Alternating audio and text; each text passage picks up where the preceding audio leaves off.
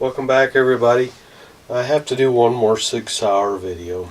This is just a recent development that I've done, and it's not really a fair comparison between these two firearms, but this is mainly going to be a review and a look at the Sig P238.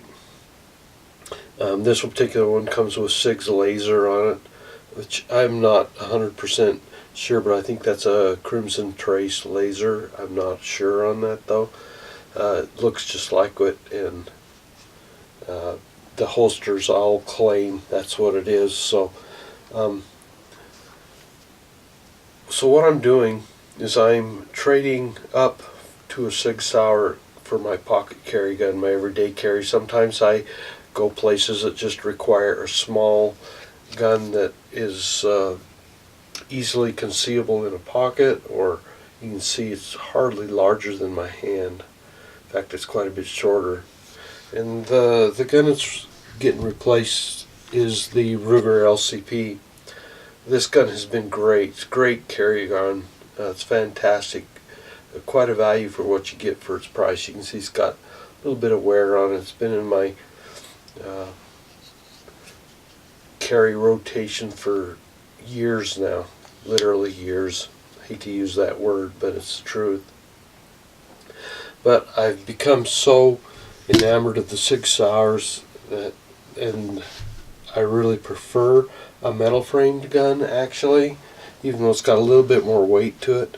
And this really isn't a comparison between the two, because we're looking at a 200, maybe just a touch more dollar gun. In fact, you can buy these on the used market for that or less, to a to a $500 gun. It's about what I had to pay, and I had a couple of coupons and discounts that I was able to utilize to get it down to that. So actually, a fair comparison, not at all. The build quality of this particular pistol just outshines the Ruger by a mile. But and that's the main reason I bought it. Plus, I like a hammer-fired gun, and we'll go through some of that as we take a closer look at it. But in size comparison, the Sig first appears to be a little bigger, partly because of that laser that's on it, and that does come off quite easily if you wanted to. But the price was spot on this particular gun. I believe this is a brand new color combination. They have the flat dark earth with the black slide. I believe they had a black one with the in the white slide. So as far as I know, this is a first kind of first view of that color combination. Now if I hold the two up there, you can see how very similar they are in size. In particular, if you discount that laser on it, they virtually, in fact the Luger covers it up. Really the only place that the Sig is larger is in width, and part of that is due because of the grips.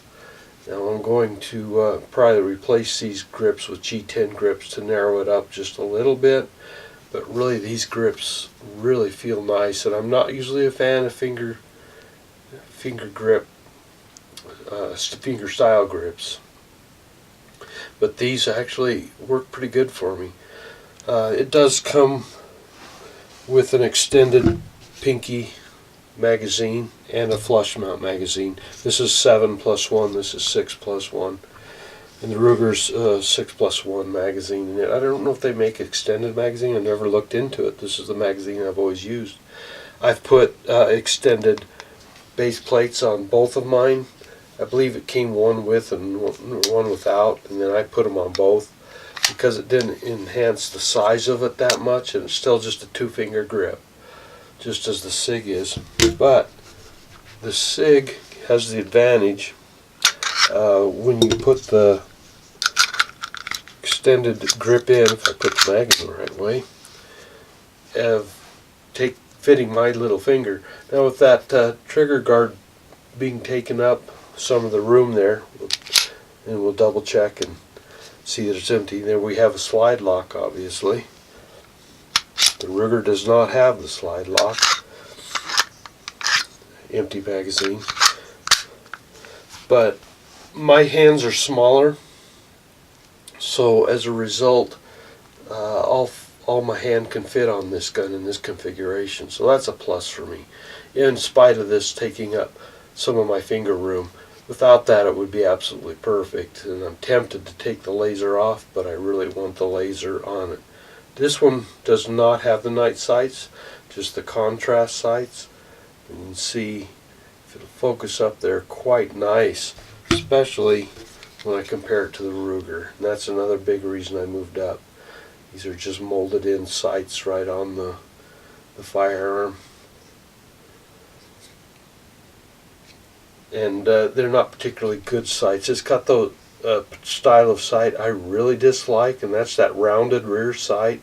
You can see how they're kind of slanted, and I've never liked that type of sight. But this is not an accuracy gun. It's strictly for point and shoot, quick. Get it out of your pocket, or out of your holster, and shoot.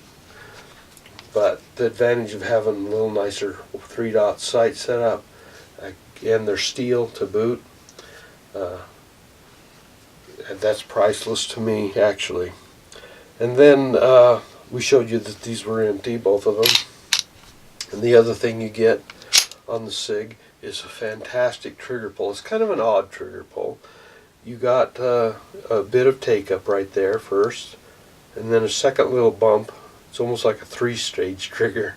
First movement, second movement, and then when you're shooting it, though, it's unnoticeable, really. That first stage seems seamless. And then it's just an amazing, no creep, absolutely 19-ish, 1911-ish type trigger pull. And off it goes, just crisp. And it's not super light, though. In fact, pull the magazine out. Now this is just a single action gun, just like a 1911. Get the trigger gauge. I haven't tested it. Let's see. Let's do a quick pull on it and we'll see what I get.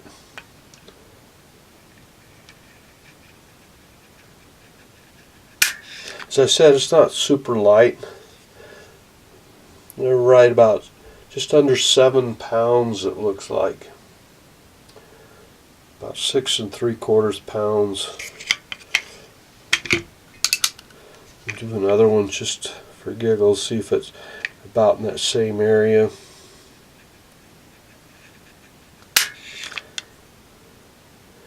Yep, just under 7 pounds again.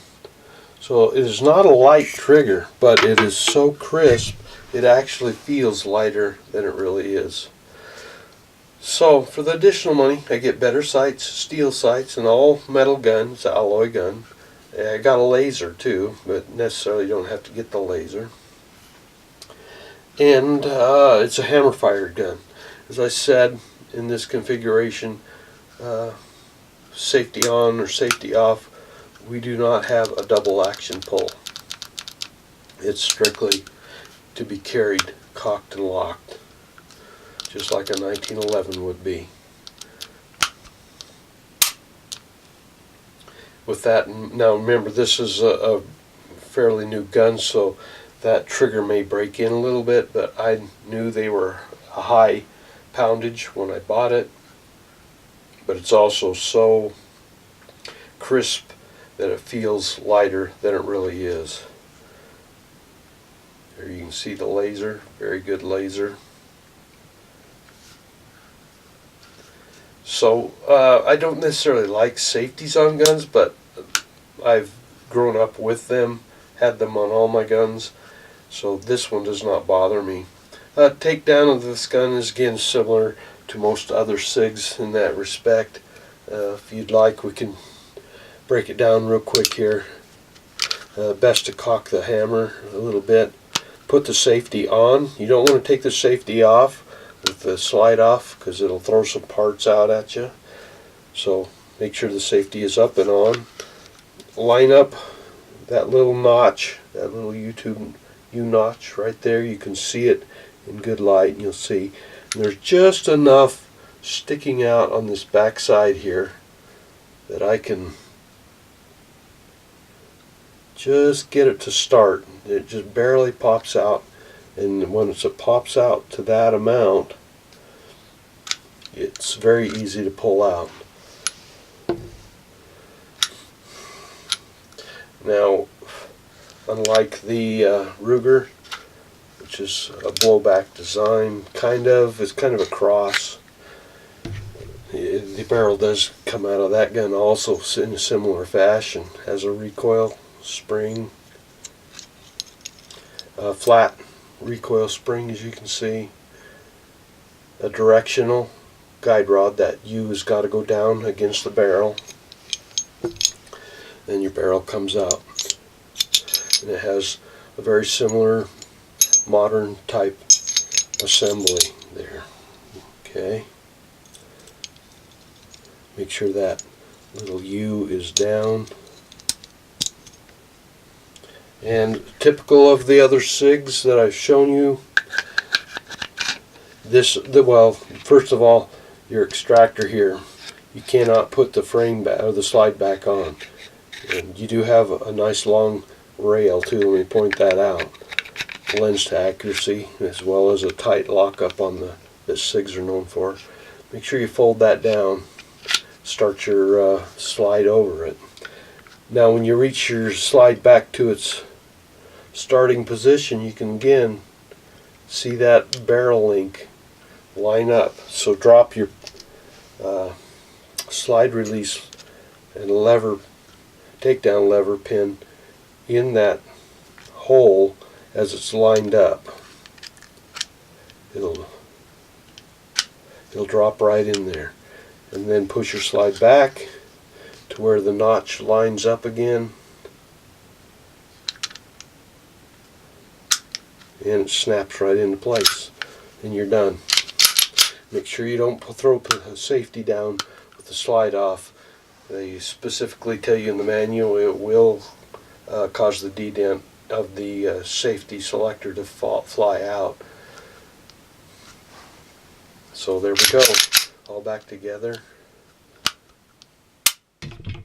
Sorry, working around the camera. Show you the reset right there. Just beautiful on the follow-up shots. It's just that first shot, you got that little bit of take-up before it fires. In a comparison, this is always a double action pull. Again, it's single action only. The cocks the hammer. There's the hammer, it's bobbed off.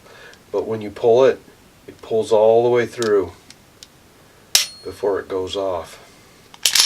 Even on the reset, resets quite a bit further, and again you have to pull the hammer all the way back. Now, it won't fire at this point because it's empty, there's a magazine in it, but that's how it lets you know that you don't have another round in the chamber. Not until you release it totally. There's where it resets. Actually, 2 clicks to the reset. I guess I was mistaken about that. It shows you how smart I am sometimes. That's terrible. So there you there you can see why I don't really like this gun. Even though I carry it a lot, I'm not very infatuated with it. I've shot it a lot, but no double strike capability on it either without racking the slide. So there we go.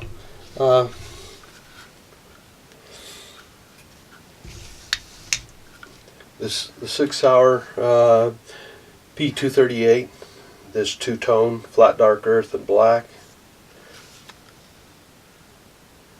And what I traded up from. Now, the Ruger is a fine firearm, but its price point, I don't think you can do much better. In fact, I don't think you can do better at all. But you spend a lot more money to get a little bit more quality. That's the way it works with most anything. So there we have it. Thanks for sticking around for this longer video on one of my new favorite carry guns. This one will probably be in my pocket almost everywhere I go, every day. And thanks for watching, and we'll see you next time.